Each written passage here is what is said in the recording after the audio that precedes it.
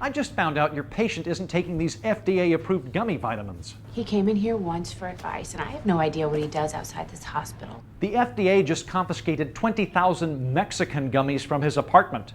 Lyman y Naranja.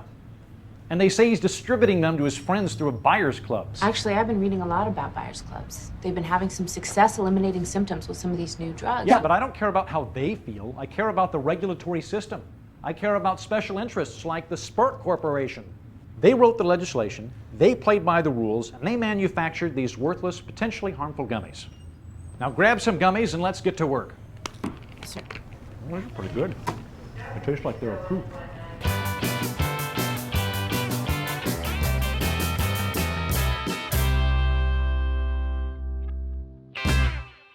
Hello, I'm Andrew Heaton, and you're watching Econ Pop, the show that sifts through the haystack of popular culture to find the needle of economics within, and then stabs you with it.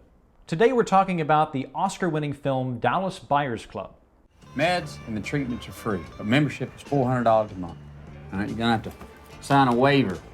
We are not responsible for the drugs that we give you. You croak, you croak. It's not our problem, it's yours. Dallas Buyers Club takes AIDS and economics, quite possibly the two most dismal subjects imaginable, and combines them into a surprisingly good film. I say good film, but I wouldn't recommend watching it on date night, unless whoever you're seducing hates the Food and Drug Administration, in which case, pop a couple of FDA-approved aphrodisiacs and settle in for a fun evening. Matthew McConaughey plays a skeleton, who unfortunately contracts HIV. There are drugs that can extend his life, but unfortunately they're not yet approved by the US Food and Drug Administration. So he has to go to Mexico, where they're legal, to save himself. He then realizes that he can buy them in bulk and sell them in Dallas, turning a profit. Hang in there, we'll get you hooked up shortly. And that's largely what entrepreneurship is, seeing a need and innovating a way to fill it, and making some money in the process. Note that in the film, the Dallas Buyers Club isn't a nonprofit entity.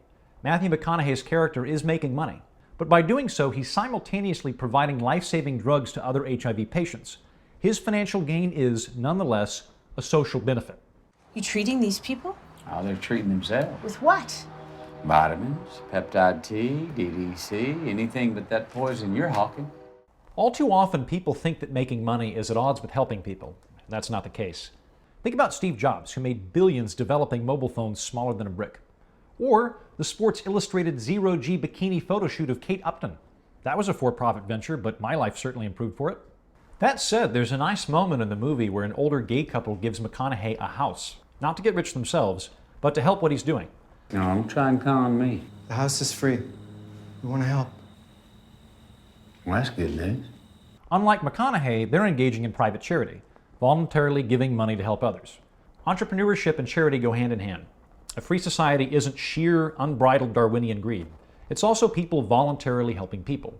So how does the government fit into this? Well, pretty poorly in the Dallas Buyers Club. The Food and Drug Administration makes it difficult for McConaughey to run his business. In fact, it's so restrictive that it nearly kills him by denying him the drugs he needs, all allegedly for his own benefit. People are dying. And y'all are all up there afraid that we're going to find an alternative without you. See, the pharma companies pay the FDA to push their product. All right? So no, they don't want to see my research. All right. I don't have enough cash in my pocket to make it worth their while. It's enough. Consider this. You're an FDA bureaucrat. There's a drug which might potentially save 100,000 lives, but there's a possibility that it might kill 2,000 people. If you approve the drug and 2,000 people die, you're going to get in trouble. You might be fired or even jailed. But if you don't approve the drug, no one ever knows. That's what we call an opportunity cost. It's also apparent that in the film, the FDA and Big Pharma are friends with benefits. This is one of the problems with large government agencies, the threat of crony capitalism. Crony capitalism is regular capitalism's inbred cousin. It's where the government passes out favors to favorite companies and hurts little ones that don't have connections. One major way this happens is through regulatory capture. This is when large companies wind up writing the legislation they're meant to be regulated by. And they use the opportunity to carve markets for themselves and to squash competitors. Let's use something less scary than AIDS as an example. Let's say cupcakes. Imagine that someone dies from cupcake poisoning in Meth Shack, Virginia. Seemingly helpfully, the biggest cupcake manufacturer in America goes to Congress with an army of lobbyists and says it agrees with Washington. There needs to be more regulation. For instance, every cupcake factory should have an anti-terrorism specialist, a certified electrician, a nutritionist on staff, and lots of other safeguards. It turns out the big company already has all of these things. It's making a cookie-cutter-shaped law around itself. Tiny cupcake companies that can only afford 1 or 2 employees can't comply with these new regulations, and they go out of business, which is great news for the big cupcake conglomerate. If I have a court order permitting us to confiscate any and all non-FDA approved drugs or supplements. One of the things that I find interesting about the film is that Matthew McConaughey's character is not particularly likable. At the beginning of the film, he's a bigot. He's a homophobe. You can infer he's probably a racist. He's a hard drinker. There are a lot of reasons not to like him as a person. But throughout the film, he develops as a character and as a human being.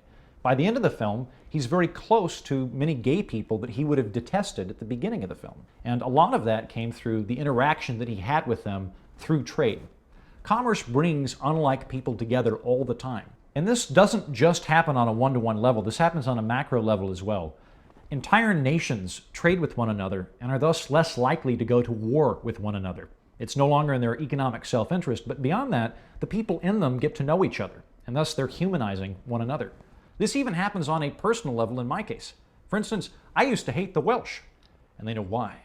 But I started trading cupcakes with them, and now I'm on excellent terms with the entire country. Glenna Festianog Glimini Snicket to my Welsh friends, or hello, as you'd say in Welsh.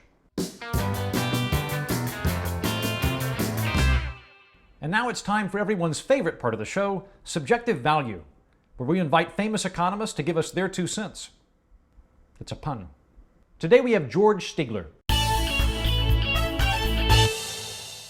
Well, hello, Andrew. Thank you for having me. And did you know that I, too, am a great friend of the Welsh? Yes, I've spent many a night bivouacked beneath the stars of Gwynedd. Have you ever heard a story, Andrew, of the Stone of Clogwyn Ardú?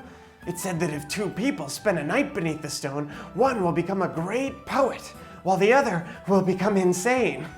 Well, I spent a night there, Andrew. Which do you think I became? 4 stars. Well, that's our show. Thanks for watching. Be sure to subscribe to our YouTube channel. And if you're looking for more information about regulatory capture and the economics of Dallas Buyers Club, you can download the Econ Pop podcast on iTunes with Steve Horwitz, Paul Cantor, and myself. See you next time.